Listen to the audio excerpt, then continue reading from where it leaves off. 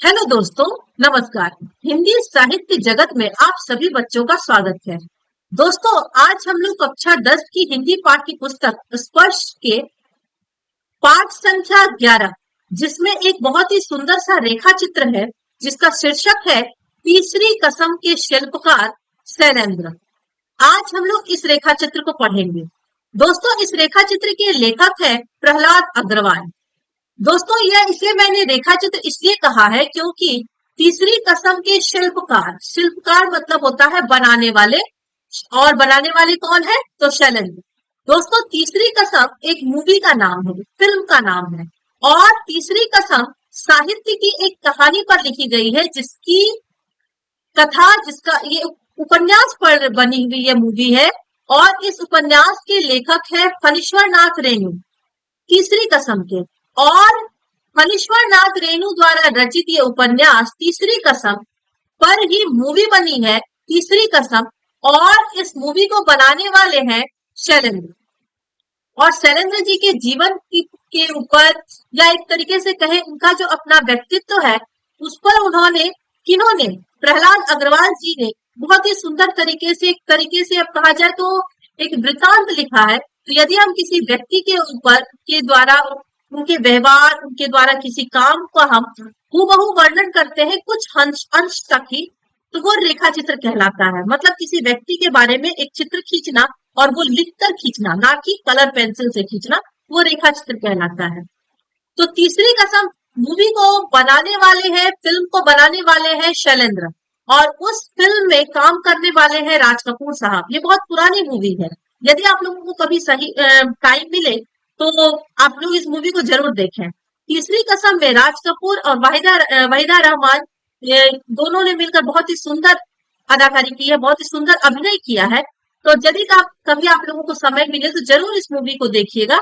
और उस मूवी में जो एक कहा जाए कि जो एक तरीके से सच्ची तरीके से जो खींची हुई एक भोले भाले नागरिक की जो छवि होती है, जिसका हूबहू वर्णन करने में, चित्रण करने में राज कपूर साहब और वहीदा रहमान पूरी तरह से सफल रहे हैं, वो पूरी तरह से दिखाने में कामयाब हुए। और कैसे उसे दिखाना है, कैसे उसका पूरी तरीके से एक फिल्म का निर्माण जो किया गया है, वो शैलेंद्र जी के द्वारा किया गया है। तो शैलेंद्र जी की जो खुद के व्यक्तित्व की विशेषता है, उसका उन्होंने बहुत ही सुंदर तरीके से वर्णन किया है, प्रहलाद अग्रवाल जी ने। तो तीसरी कसम, इस तीसरी कसम के शिल्पकार शैलेंद्र जी के बारे में पढ़ने से पहले थोड़ा सा इस रेखा चित्र के जो रचनाकार हैं प्रहलाद अग्रवाल, थोड़ा सा हम उनके बारे में पढ़ेंगे। दोस्तों, प्रहलाद अग्रवाल जी का जन्म 1947 ईस्वी में हुआ था। भारत की आजादी के साल ही मध्य प्रदेश के जबलपुर शहर में इनका जन्म हुआ, और हिंदी में एमए तक की शिक्षा इन्होंने हासिल की उसी जगह पर।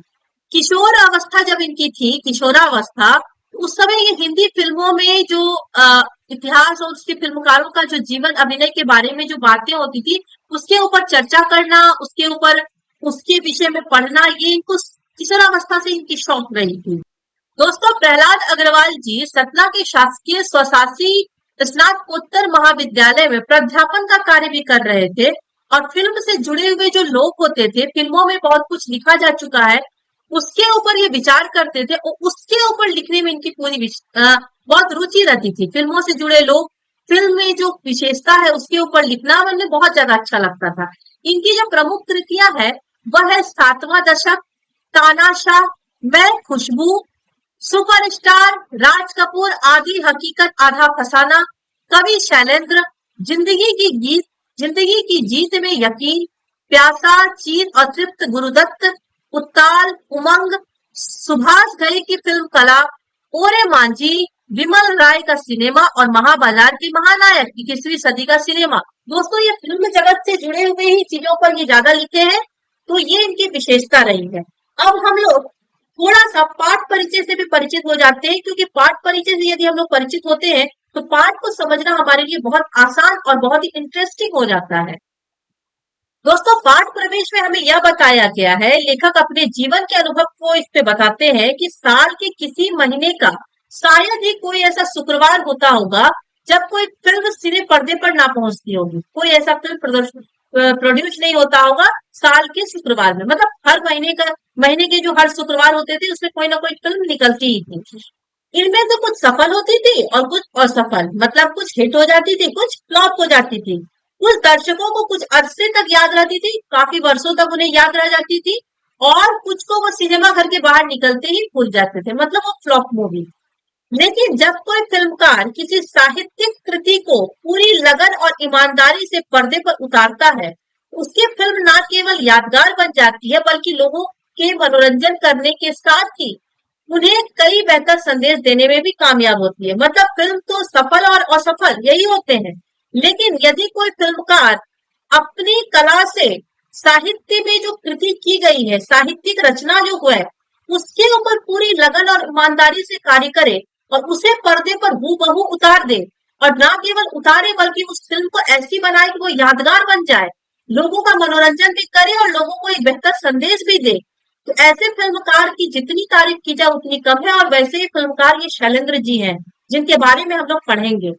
एक गीतकार के रूप में कई दशकों तक फिल्म से जुड़े रहे कवि और गीतकार ने जब फणीश्वर नाथ रेणु के अमर कृति तीसरी कसम उर्फ मारे गए गुलफाम को सीने पर्दे पर उतारा तो वह मील का पत्थर साबित हुई। मतलब वो बहुत दूर दूर तक, कई कई वर्षों तक लोगों के जहन में रही, और लोग आज भी उस मूवी को देखते हैं, बड़े पूरे मन से देखते हैं। आज भी उसकी गणना हिंदी की कुछ अमर फिल्मों में की जाती है। इस फिल्म में न केवल अपने गीत, संगीत, कहानी की बदौलत शोहरत पाई, बल्कि इसमें अपने जमाने के सबसे बड़े शोमेन राजकुमार ने अपने फिल्मी जीवन की सबसे बेहतरीन एक्टिंग करके सबको चमत्कृत कर दिया। मतलब राज कपूर साहब की जितनी भी मूवी रही है, उन्होंने जितने फिल्म में अभिनय किया है, उन सब में सबसे बेहतर अभिनय उन्होंने तीसरी कसम मूवी में ही किया है। और वही फिल्म की जो हीरोइन है वहीदा रहमान जी, उनका भी अभिनय वैसा ही था जैसा कि उनसे उम्मीद की जाती है। मतलब वो भी तो महान कलाकार, और उनसे जैसी उम्मीद की जाती है अभिनय की, वैसा ही अभिनय उन्होंने कर दिखाया उसमें। इस मायने में एक यादगार फिल्म होने के बावजूद तीसरी कसम को आज इसलिए भी याद किया जाता है क्योंकि इस फिल्म के निर्माण ने यह भी उजागर कर दिया कि हिंदी फिल्म जगत में एक सार्थक और उद्देश्यपरक फिल्म बनाना कितना कठिन और जोखिम का काम है। मतलब आज के समय में लोग जिस तरह से भी घटिया से घटिया भाषा का यूज करके लोग फिल्में बनाते हैं, गाने बनाते हैं, जिसे लोग कुछ दिन तक याद करते हैं, झूमते हैं, नाचते हैं, फिर वो खत्म हो जाती है। लेकिन उसका एक समाज पर एक गंदा प्रभाव भी पड़ता है। और आज फिल्मी जगत, खास करके भोजपुरी फिल्म जगत जो है, इतनी मतलब असभ्य भाषा का यूज करके गाना बनाते हैं, फिल्में बनाते हैं, वो इस चीज को समझ नहीं पा रहे हैं कि उसका समाज पर कितना गंदा प्रभाव पड़ रहा है। लेकिन वहीं पर ऐसे भी महान फिल्म जगत के जो फिल्म प्रोड्यूसर हुए हैं, जिन्होंने की साहित्य की कहानियों के आधार पर फिल्में बनाई और फिल्म कितनी ज्यादा हिट हुई, ये चीज हमें इसमें बताया गया है। अब हम लोग सीधे सीधे पाठ पर आते हैं। दोस्तों, तीसरी कसम के शिल्पकार शैलेंद्र, मतलब तीसरी कसम को बनाने वाले शैलेंद्र जी के बारे में हम लोग पढ़ेंगे। सबसे पहले इसमें जो तीसरी कसम में जो कलाकार है वो है राज कपूर साहब, वाहिदा रहमान, और इसके आसपास बहुत कोई है। तो कहा जा रहा है कि संगम की अद्भुत सफलता ने राज कपूर में गहन आत्मविश्वास भर दिया। संगम क्या है? तो संगम मूवी का नाम है जो कि राज कपूर जी की है, और वो बहुत ही ज्यादा हिट हुई थी, अद्भुत सफलता प्राप्त की थी उसने। और वो सफल इतनी ज्यादा हुई कि गहरे आत्मविश्वास से राज कपूर जी भर गए, और उन्होंने घोषणा की वो एक साथ 4 फिल्मों के निर्माण में काम करेंगे, मतलब एक साथ 4 फिल्मों में काम करेंगे। और इसके साथ ही उन्होंने 4 फिल्मों में काम करना शुरू कर दिया। नाम क्या था? मेरा नाम जोकर, अजंता, मैं और मेरा दोस्त, और सत्यम शिवम सुंदरम। इन चारों फिल्मों में वो एक साथ काम कर रहे थे। पर जब 1965 में राज कपूर ने मेरा नाम जोकर का निर्माण का कार्य आरंभ किया, तब उनको भी इस बात की कल्पना भी नहीं थी कि इस फिल्म का एक भाग बनाने में मात्र 6 वर्ष का समय लग जाएगा। मात्र एक भाग को बनाने में ही 6 वर्ष का समय लग जाएगा, ये उन्होंने सोचा भी नहीं था। और इन 6 वर्षों के अंतराल में राज कपूर द्वारा अभिनीत की हुई कई फिल्में प्रदर्शित हुई, जिनमें सन 1986 में प्रदर्शित कवि शैलेंद्र की तीसरी कसम भी शामिल है। मतलब वो 6 वर्ष तक एक ही मूवी को बनाते रह गए और उसी 6 वर्ष में इनकी कई सारी फिल्में अभिनीत होकर प्रदर्शित भी हो गई और उसी में एक मूवी जिसके बारे में हम लोग पढ़ेंगे, तीसरी कसम, वो भी शामिल है। लेखक बताते हैं कि यह वह फिल्म है जिसमें राज कपूर ने अपने जीवन का सर्वोत्कृष्ट भूमिका अदा की, मतलब सबसे ज्यादा उत्तम भूमिका उनकी इस फिल्म में ही अदा हुई है। और यही नहीं, तीसरी फिल्म वह फिल्म है जिसमें हिंदी साहित्य की एक अत्यंत मार्मिक कृति को सेल्यूलाइट पर पूरी सार्थकता से उतारा गया है। और तीसरी कसम फिल्म नहीं, सेल्यूलाइट पर लिखी एक कविता भी। दोस्तों, आप सोच रहे होंगे सेल्यूलाइट आखिर है क्या? तो नाइट्रोसेल्यूलोज और कपूर से बना एक कठोर, पारदर्शी और अत्यधिक ज्वलनशील सिंथेटिक प्लास्टिक।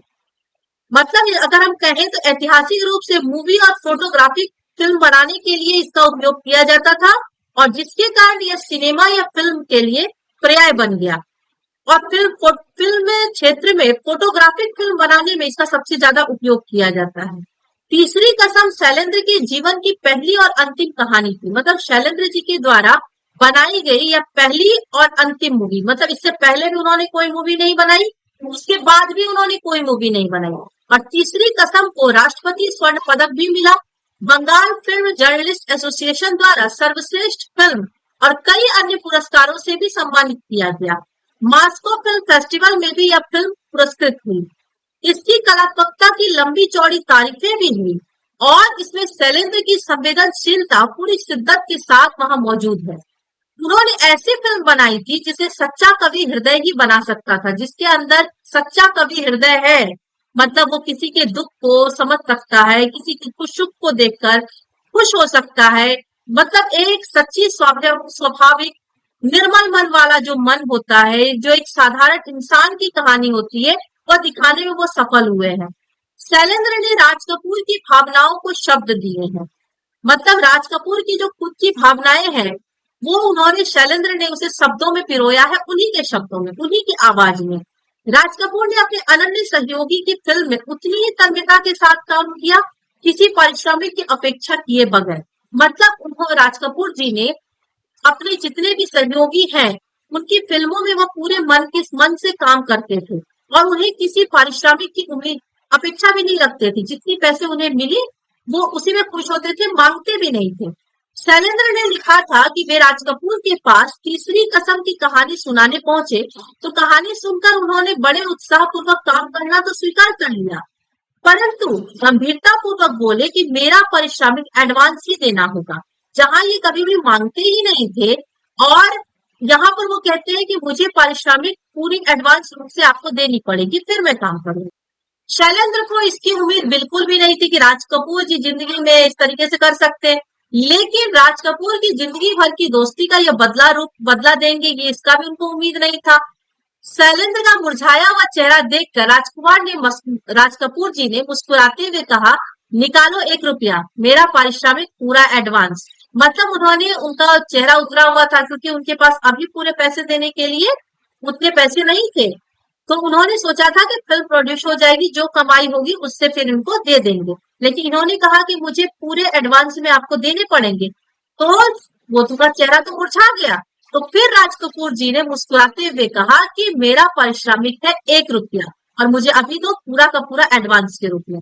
शैलेंद्र राजकुमार की राज कपूर जी की इस याराना मस्ती से तो परिचित थे, लेकिन एक निर्माता के रूप में बड़े व्यवसायिक सूझबूझ वाले भी चक्कर खा जाते हैं, ये उन्हें पता नहीं था, क्योंकि उनकी एक्टिंग ही कमाल की थी। वो कमाल की एक्टिंग करके भी मजाक करते थे कि कोई उन्हें समझ ही नहीं पाता था।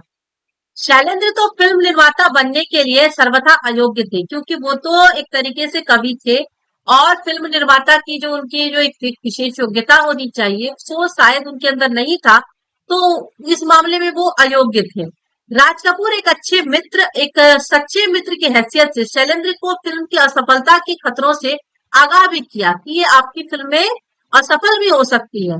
पर वह तो एक आदर्शवादी भावुक कवि था जिसे अपार संपत्ति और यश की इतनी कामना नहीं थी। मतलब राज कपूर जी चाहते थे कि वो कुछ तड़क भड़क वाले गाने उसमें डाले, कहानी को अपने तरीके से घुमा दे, लेकिन ये शैलेंद्र जी जो थे वो एक तरीके से सिद्धांतवादी व्यक्ति थे और भावुक कवि भी थे। उन्हें ना तो अगाध संपत्ति से लेना देना था और ना ही उन्हें यश की कामना थी। जैसे आप जानते हैं फिल्म जगत में जो काम करते हैं उनको यश चारों तरफ फैली रहती है, लोग उसे बहुत अच्छे से जानते हैं। लेकिन उनकी भी चाह शैलेंद्र जी को नहीं थी, इसलिए उन्होंने ये सोचा कि इस कहानी पर जो मूवी बन रही है उसमें वो अपनी तरफ से कुछ भी ना तो जोड़ेंगे ना घटाएंगे। जैसी उसमें साहित्य में लिखी गई है ठीक वैसे ही कहानी वो लिखेंगे। और उन्हें सिर्फ इतनी इच्छा थी कि मुझे आत्मसंतुष्टि मिले, आत्मसंतुष्टि की सुख की अभिलाषा थी, तो वो उन्हें मिलेगा उस साहित्य के ऊपर ही मूवी बनाकर। तीसरी कसम कितनी ही महान फिल्म क्यों ना रही हो, लेकिन यह एक दुखद सत्य है कि इसे प्रदर्शित करने के लिए मुश्किल वितरक मिले। लेकिन शुरुआत में जो जितने वितरक मिलते हैं इसे बहुत मुश्किल से मिल रहे थे, मिल ही नहीं रहे थे। और बावजूद इसके कि तीसरी कसम में राज कपूर और वहीदा रहमान जैसे नामजद सितारे थे, शंकर जयकिशन का संगीत था जिनकी लोकप्रियता उन दिनों सातवें आसमान पर था, और इसके गीत भी फिल्म के प्रदर्शन के पूर्व ही बेहद लोकप्रिय हो चुके थे। लेकिन इस फिल्म को खरीदने वाला कोई नहीं था। मतलब ये कंडीशन था कि ना तो उसे कोई वितरक मिल रहे थे और ना ही फिल्म को खरीदने वाला कोई मिल रहा था। दरअसल इस फिल्म की संवेदना किसी 2 से 4 बनाने का गणित जानने वाले की समझ से परे था। मतलब उस फिल्म की क्या संवेदना है वो जब तक आप नहीं देखेंगे ध्यान से तब तक आप समझ नहीं पाएंगे। इसलिए उस फिल्म को प्रोड्यूस करके उसे 2 से 4 रुपये कैसे आप कमाएंगे इसकी समझ किसी को हो नहीं पा रही थी। उसमें रची बसी करुणा तराजू पर तौली जा सकने वाली चीज नहीं थी। इसलिए वह मुश्किल से जब तीसरी कसम रिलीज हुई तो इसका कोई प्रचार भी नहीं हुआ। फिल्म कब आई कब चली गई किसी को मालूम ही नहीं पड़ा। ऐसा नहीं है कि शैलेंद्र 20 सालों तक फिल्म इंडस्ट्री में रहते हुए भी वहां के तौर तरीकों से नवाफिक थे, क्योंकि उन्हें पूरी तरह से उसकी समझ नहीं थी, परंतु उनमें उलझकर वे अपनी आदमियत नहीं खो सकते थे। मतलब उनकी जो अपनी इंसानियत थी वो नहीं खोना चाहते थे। श्री 420 का एक लोकप्रिय गीत हुआ, प्यार हुआ इजहार हुआ, प्यार से फिर क्यों डरता है दिल। इसके अंतरे की एक पंक्ति, रातें दसों दिशाओं से कहेंगी अपनी कहानियां, पर संगीतकार जय किशन ने आपत्ति की थी। इस लाइन से, रातें दसों दिशाओं से कहेंगी अपनी कहानियां, इस लाइन से ही संगीतकार जय किशन जी ने आपत्ति की थी। उनका ख्याल था कि दर्शक 4 दिशाएं ही तो समझ सकती है, 10 दिशाएं नहीं समझ सकती है। लेकिन शैलेंद्र जी परिवर्तन के लिए तैयार नहीं हुए। उनका दृढ़ मंतव्य था, उनका दृढ़ विचार था कि दर्शकों की रुचि की आड़ में हमें उथेलपन को उन पर नहीं थोपना चाहिए, जो सही चीज है वही हमें बतानी चाहिए। कलाकार का यह कर्तव्य भी है कि वह उपभोक्ता की रुचियों का परिष्कार करने का प्रयत्न करे, और उनका यकीन गलत नहीं था।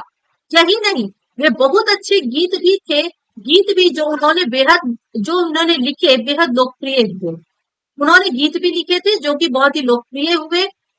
उसमें बहुत सारी सही चीजों को लिखा, लेकिन गीत इतनी अच्छी थी कि वो लोकप्रिय हो गए थे। शैलेंद्र ने झूठे अभिजात्य को कभी नहीं अपनाया।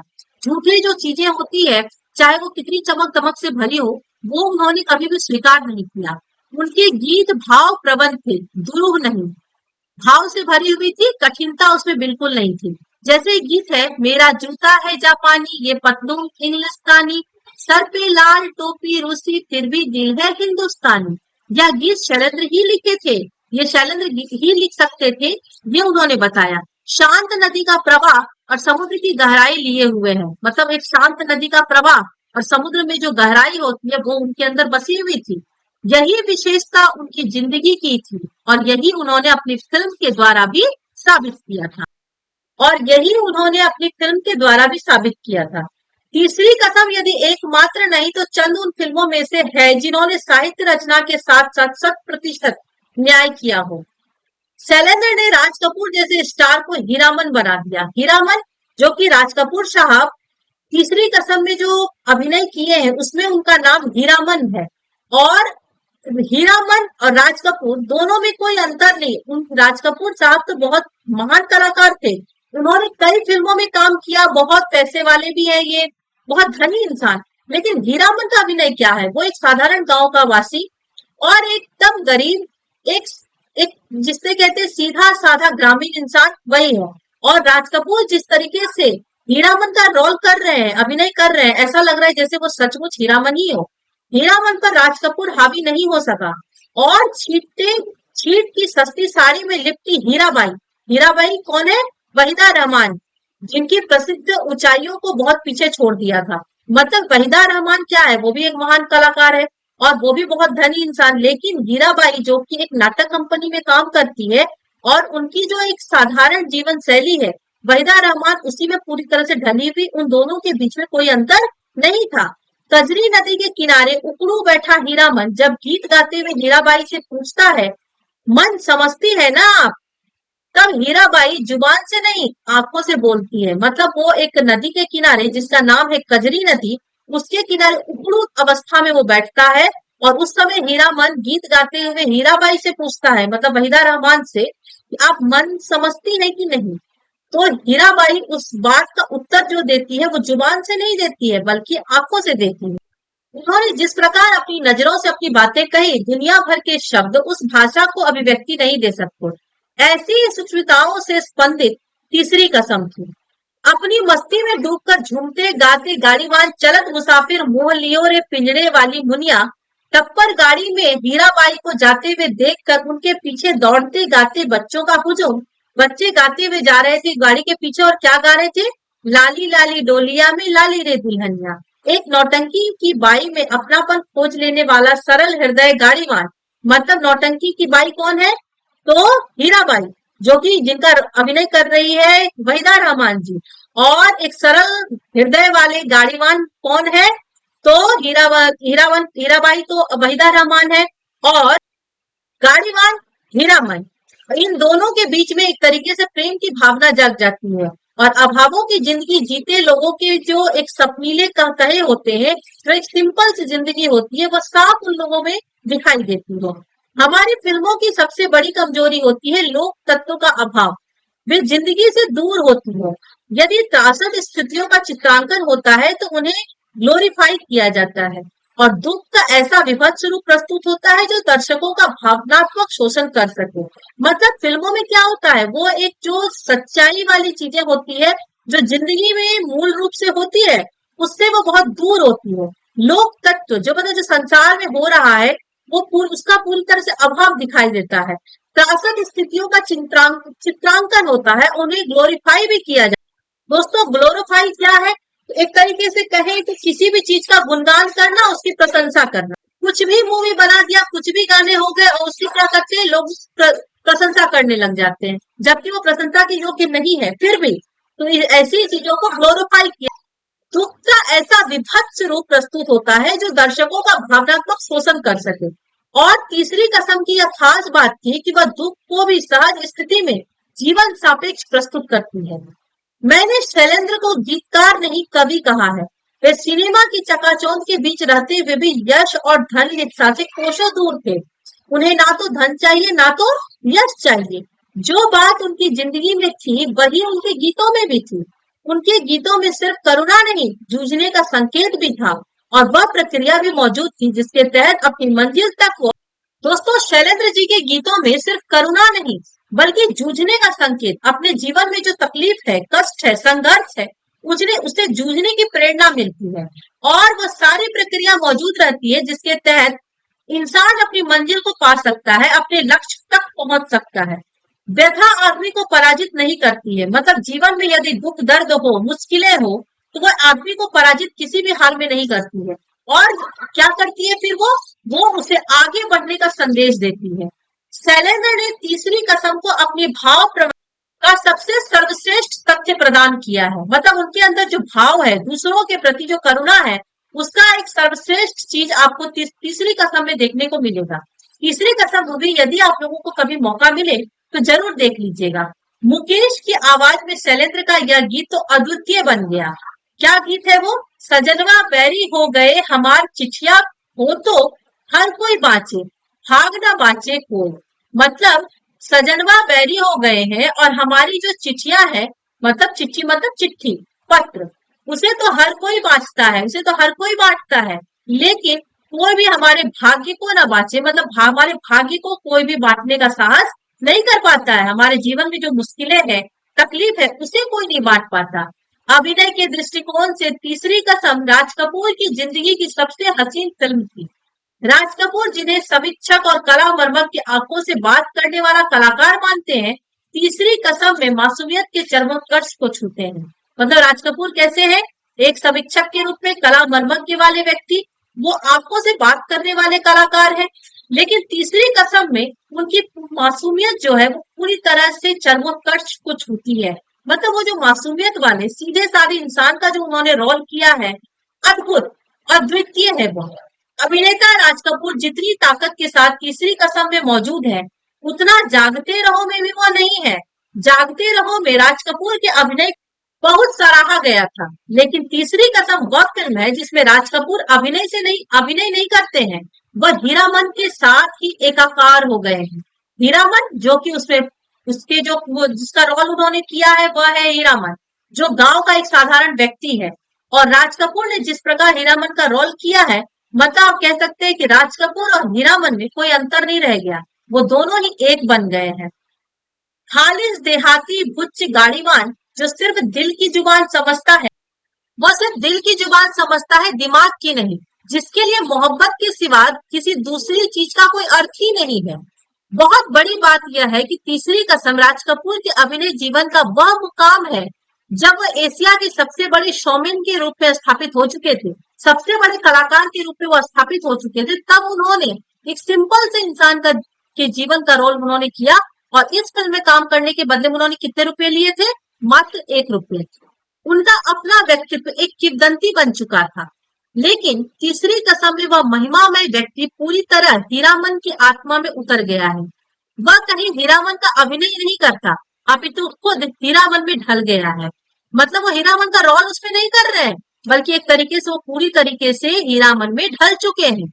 हीराबाई की फेनू गिलासी बोली पर रिझता हुआ उसकी मनवा नटवा जैसी भोली सूरत पर वो न्यौछावर हो जाते हैं। किसकी मनवा नटवा जैसी भोली सूरत किसकी है?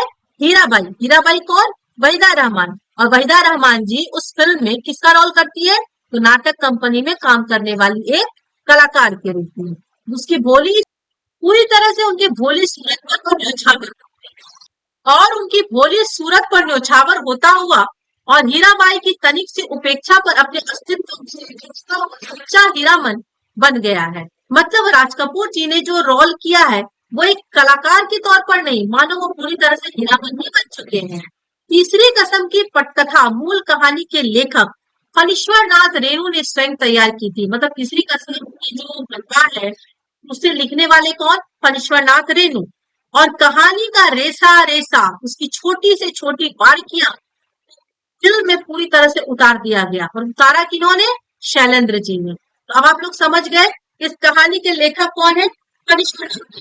और इस कहानी को फिल्म के द्वारा प्रदर्शित करने वाले कौन है? तो वो है शैलेंद्र जी। तो इस कहानी में, इस रेखा चित्र में मूल रूप से बात की गई है शैलेंद्र जी के बारे में, और उसके माध्यम से साथ ही साथ तीसरी कसम में राज कपूर और वहीदा रहमान ने जो अभिनय किया है, एक कहा जाए तो पूरी तरीके से नेचुरल रोल जो उन्होंने किया है उसके बारे में भी बताया गया है। लेकिन मूल रूप से ये रेखा चित्र किसके ऊपर है? शैलेंद्र जी के ऊपर है। तो दोस्तों यह था हमारा आज का पाठ, जिसके ऊपर ये पूरी वीडियो है। ये वीडियो लास्ट तक सुनने के बाद मुझे पूरी उम्मीद है कि आप लोगों को ये समझ में अच्छे से आ गया होगा, और यदि आप लोगों को ये समझ में नहीं आया तो कम से कम 2 बार आप लोगों को समझ में आ जाएगा। जो भी परेशानी होगी कमेंट बॉक्स में कमेंट करके जरूर पूछिएगा, आपके एक एक प्रश्न का उत्तर आप लोगों को जरूर मिलेगा। यदि आप लोगों को मेरा ये वीडियो अच्छा लगा तो प्लीज इसे लाइक करें, कमेंट करें, और मेरे चैनल को जल्द से जल्द सब्सक्राइब भी करें। आने वाली हर अगली वीडियो सबसे पहले आप लोग तक पहुंचे। अगली वीडियो में आप लोगों को इसी पाठ के प्रश्न उत्तर से संबंधित दूंगी, जो आप लोगों के लिए बहुत ही ज्यादा हेल्पफुल होगा। तो चलिए दोस्तों, अब मैं आप लोगों से विदा लेती हूँ। बहुत बहुत धन्यवाद।